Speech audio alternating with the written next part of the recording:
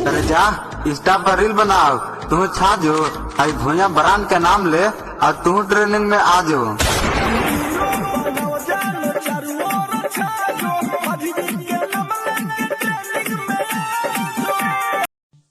अरे पावर में मांझी जी बाटे और चमरानो जी, अरे पावर में मांझी जी बाटे और अहरानो जी। भाई हमार सब जाते रहे अपने आप घमंड में, पावर किस जाति में है भाई बतला दीजिए कमेंट में।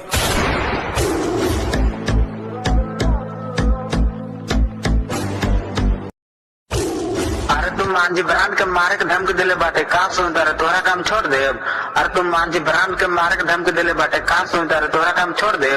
बेटा जहिया धरा देबे भूया टोला में पटक के करे दियो नोच ले।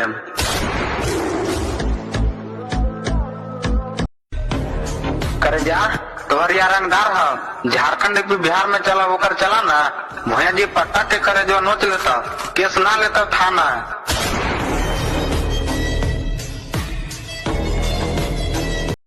अरे तू पंगा ना लेना तो महाराज बेजान से, अरे तू पंगा ना लेना तो महाराज बेजान से। बेटा इतना गोली मार बेत ना कि तू खुद सबसे कल चल बे के पंगा ना ले मन ध्यान से।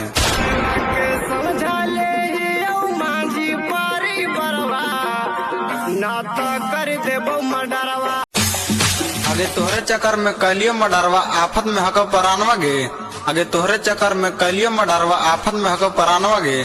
करे जा घंटे घंटे मांझी ब्रांड के खोजे पुलिस थानवा गे। अरे मारत मारत देहिया फाड़ दे बांस के लाठी से। बेटा यदि तू पांगा लेबे हमर भूया जाति से।